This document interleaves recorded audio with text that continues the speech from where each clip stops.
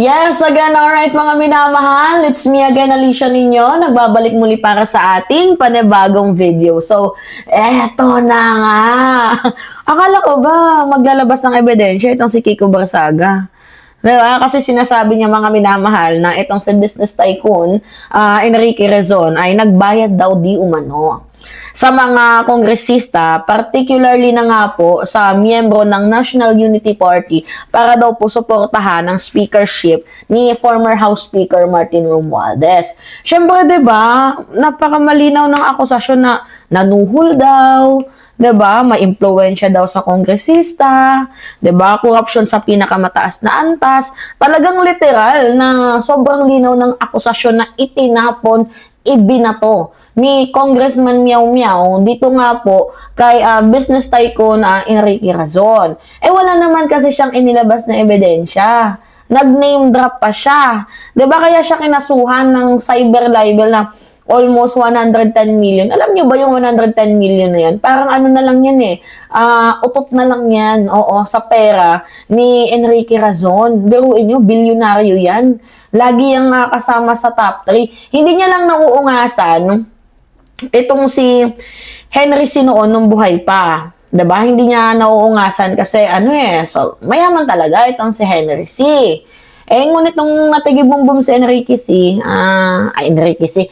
C, 'di ba? Nahati yung property sa I think 6 or 7. So, iyon, dahil na nahati, siya na yung pinakamayaman dito sa bansang Pilipinas. Yung mga Villar kasi mga minamahal, yun yung masasabi natin na ginagamit yung politika sa negosyo. 'Di ba? Oligarch, yan yung totoo. Yung politika negosyo, itong si Enrique Razon, ano naman talaga to pawang negosyante talaga. Oo, magaling na negosyante at kasama to sa buong mundo, sa 200 na katao na pinakamayaman sa buong mundo. So, kumbaga sa madaling sabi, yung 110 million na cyber libel na ikinaso kay Kiko Barsaga, sobrang liit na lang yan. Kumbaga, utot na lang yan, ganun na lang mga minamahal. Wala. Kaso itong si Kiko Barsaga, merong admission. Nag-sorry. Sabi dito ni Montulfo, just now, suspended Cavite Congressman Kiko Miao Miao Barsaga has publicly apologized to Ricky Razon for linking the billionaire businessman to the corruption in the House of Representatives. So, the controversial young lawmaker made a public apology in my TNT, Tito Mon and Tony Clint podcast with lawyer Clint Arana. So, Barsaga said he was willing to face the consequences of his misdemeanor. So, I was trying to get Razon on his cell phone to get his reaction, but phone was always busy. Tinawagan niya pa, tinry niyang tawagan. Alam nga naman, sagutin ka nun. Wala, ginawa mo, panindigan mo yan. Damage has already been done. Continue tayo, mga minamahal. Sige, panoodin natin tong balita. Nagsorry si Cavite Congressman Kiko Miao Miao Barsaga sa negosyanteng si Enrique Razon Jr. Biruin nyo ba naman kasi, di ba? Kapag ikaw ay negosyante, tas na-involve ka sa ganyang sa ganyang issue, yung corruption sa ganito, ganyan, syempre masisira unang-una yung reputation mo at makaka-apekto din yan sa negosyo mo. At masisira din yung tiwala ng ibang mga negosyante sa'yo. Di ba? Kaya tama lang na kasuhan itong si Miao Miao, sumusobra kasi 'Di ba may mga investor ka, may mga empleyado ka, may kumpanya ka, negosyante ka, ililink ka sa ganitong korupsyon. So talagang masisira literally yung reputation mo. Yung malisyosong paratang ni Kiko Barsaga mga minamahal, wala talagang yan. Walang sapat na ebidensya at deserve niya lang na makulong siya. 'Di ba? Sa cyber libel niya. Sige, continue.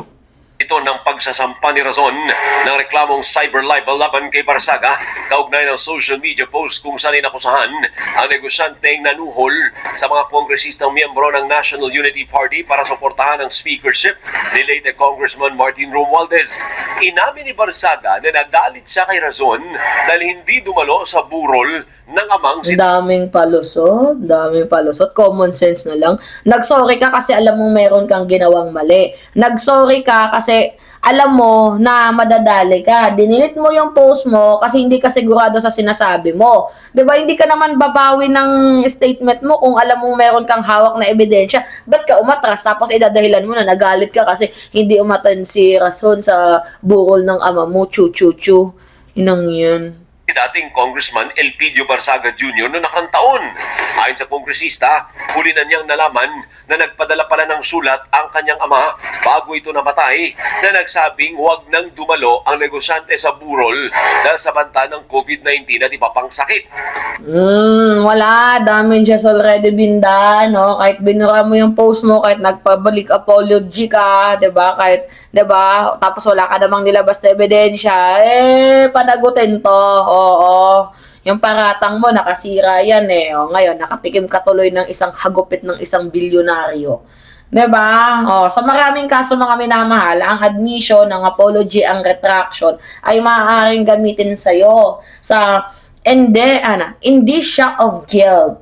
'Di ba? Although hindi naman to absolute rule, pero sa public perception mga minamahal at civil liability, malakas talaga ang bigat ng pag-amin mo or ng pag-sorry mo. Kaya nga, 'di ba, ilang payo ng mga abogado, huwag kang aamin kung wala kang kasalanan. 'Di ba? Ako may to be honest with you mga minamahal, ito. Pakita ko sa inyo. Nasaan na yung kaso? 'Di ba? Sabi ko sa inyo, binugbog nga ako. Meron na kayo papakita. Pambubugbog sa akin. Meron na siyang meron ng ebidensya na guilty. Hindi naman totally guilty. Pero masaserve na ng warrant. 'Di ba?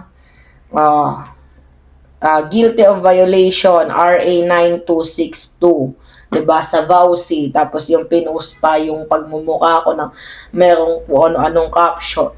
'Di ba? So, yeah, mga minamahal. Sabi ko sa inyo, ako, alam ko na meron siyang kasalanan. Ang nangyari kasi, hindi siya nag-sorry, pero hindi siya umattend. 'Di ba? Kalata, nakikipagbiruan ako doon sa nambugbog sa akin. Kaloka. Anyway, mga minamahal, puro kasi pa-viral itong si Kiko Barsaga, hindi ginagamitan ng utak eh. So anyway, kahit nag-sorry ka, wala pa din, oo, hindi umamin ka, mas pinabilis mo yung kaso. 'Di ba? So, hindi lang ito para kay Enrique Razon, para din to sa reputasyon, para din to sa deterrence, para sa aral sa mga politikong mahilig magparatang. Tama lang yan, nakasuhan, 'di ba? Okay, continue. Para kay Deputy Speaker Ronaldo Puno, patunay ang pahayag ni Barsaga na dapat na siyang patalsikin sa Kamara. Disyembre, sinuspindi ng 60 araw si Barsaga dahil sa mga post sa social media na sinasabing malaswa, nagyayabang ng yaman at posibleng nag-uudyok ng sedisyon. Alam nyo, kung paulit-ulit lang itong patatawaran itong si Kiko Barsaga, paulit-ulit niya lang din gagawing key card yung sorry. Kapag ginawa niya na naman ulit yan, magsasorry na naman ulit yan, nandun pa din yung moral damage, hindi ba inisip ni Kiko Barsaga yung civil damage, moral damages, 'di ba? Exemplary damages, 'di ba? Kaya nga 110 million yung hilingin para pagbayarin mga minamahal, 'di ba? Ito kasi yung problema, kapag walang ebidensya, it means puro lang yan propaganda. 'Di ba? Puro lang yan pa drama, puro lang yan pa viral. Tama lang yan, kasuhan siya. Ito din naman si Libiste, pagbayarin sa solar sa bayan. 'Di ba? Sila talagang mag-best friend, no? Hindi ibig sabihin na anti-Romualdez ka, tama ka. Hindi ibig sabihin na anti-admin ka, tama ka. Baka may tama ka talaga sa utak. Yan yung totoo dyan. Diba? Ang ano natin dito, labanan natin ebidensya, hindi ingay, Diyos ko. Kung wala kang ebidensya, magtigil ka, tumahimik ka, para hindi ka nakakasuhan. Kung nagkamali ka, humarap ka sa, ano, tawag dito, humarap ka sa institusyon. Oo.